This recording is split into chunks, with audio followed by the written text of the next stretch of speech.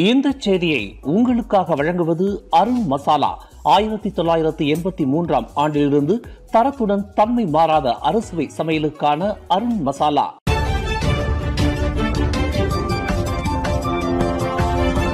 வணக்கம். திசைகளின் ஒரு மணி செய்திகள். 13வது மலேசிய திட்டத்தை தாக்கல் செய்தார் பிரதமர் டத்தோஸ்ரீ அன்வார்.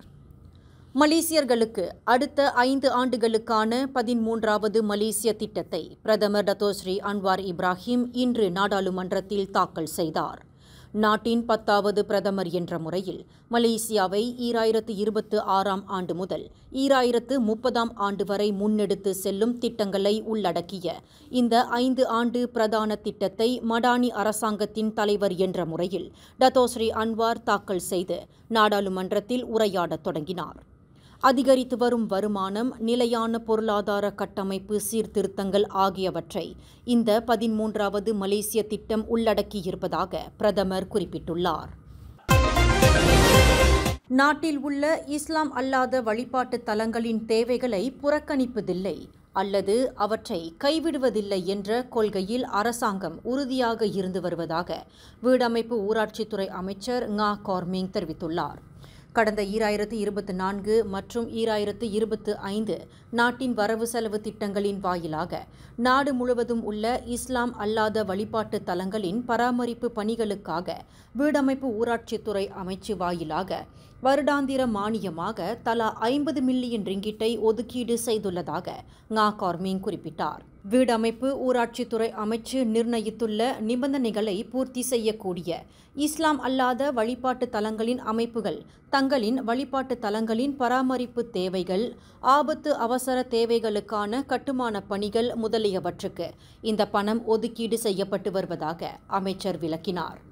நாடு முழுவதும் இஸ்லாம் அல்லாத 336 வழிபாட்டு தலங்களுக்கு 4,76,09,025 ரிங்கிட் 54 காசு ஒதுக்கப்பட்டுள்ளதாக ngah Korming குறிப்பிட்டார்.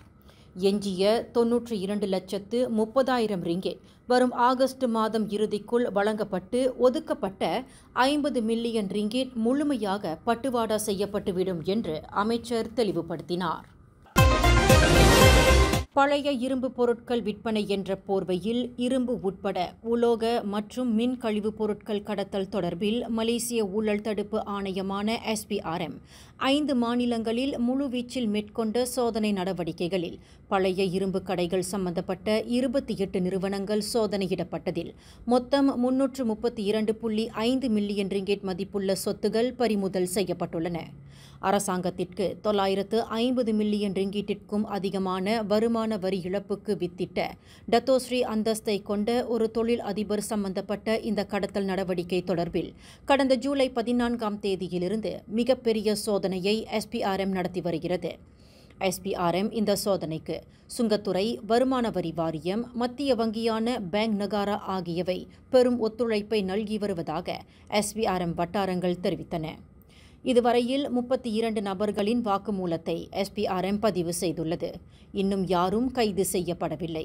149.5 மில்லியன் ரிங்கிட் ரொக்க பணம், 1.8 மில்லியன் ரிங்கிட் மதிப்புள்ள ஆடம்பர கார்கள், 15.5 மில்லியன் ரிங்கிட் மதிப்புள்ள பங்களா வீடுகள், 165 மில்லியன் ரிங்கிட் மதிப்புள்ள நிலங்கள் மற்றும் 7 லட்சம் ரிங்கிட் மதிப்புள்ள ஆடம்பர கை கடிகாரங்கள் ஆகியவை சம்பந்தப்பட்ட நபர்களிடம் இருந்து பறிமுதல் செய்யப்பட்டதாக அந்த வட்டாரங்கள் மேலும் தெரிவித்தன. சந்தைகளில் நியாயமான விலையில் கோழி முட்டைகள் கிடைப்பதற்கு அத்தொழில்துறையை சேர்ந்தவர்கள் சிறப்பு கிரேட் முட்டைகளை அறிமுகப்படுத்தவிருக்கின்றனர் என்று விவசாயம் மற்றும் உணவு பாதுகாப்பு அமைச்சு அறிவித்துள்ளது. நாளை ஆகஸ்ட் 1 தேதி அமலுக்கு வரவிருக்கும் கோழி முட்டைகளுக்கான உதவித்தொகை கட்டமைப்பு முறை மறுசீரமைக்கப்பட்டு இருப்பதை தொடர்ந்து சந்தையில் கோழி முட்டைகளின் விலைகளை நிலைப்படுத்தும் பொருட்டு இந்த நடவடிக்கை எடுக்கப்பட்டுள்ளதாக அது தெரிவித்துள்ளது.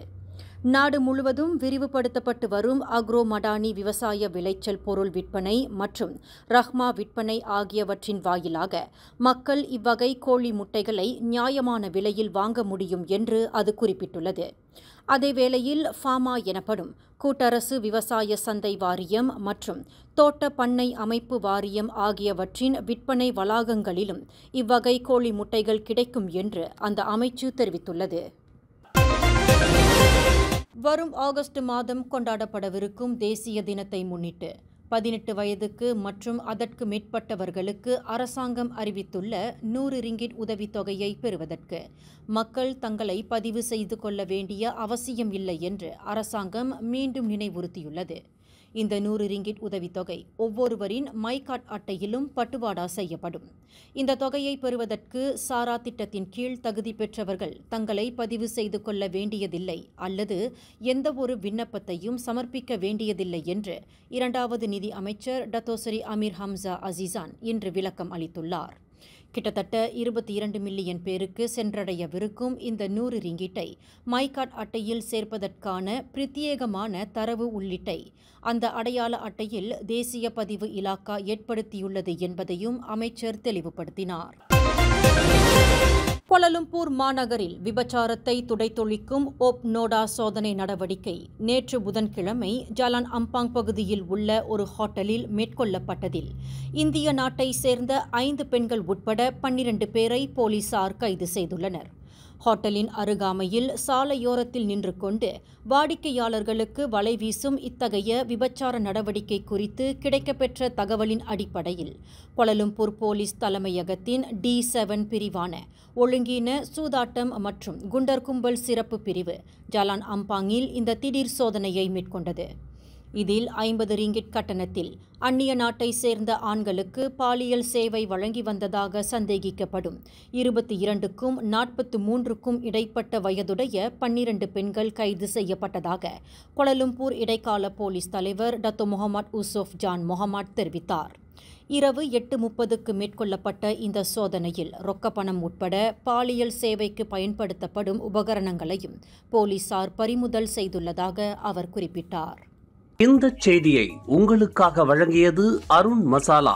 1983ஆம் ஆண்டிலிருந்து தரத்துடன் தன்மை மாறாத அறுசுவை சமையலுக்கு அருண் மசாலா. மேலும் செய்திகளை தெரிந்து கொள்ள கீழே இருக்கும் பெல் பட்டனை அழுத்துங்கள். உங்கள் மகிழ்ச்சியை வெளிப்படுத்த லைக் மற்றும் ஷேர் செய்யுங்கள். தொடர்ந்து திசைகளோடு இணைந்திருக்க சப்ஸ்கிரைப் செய்யுங்கள்.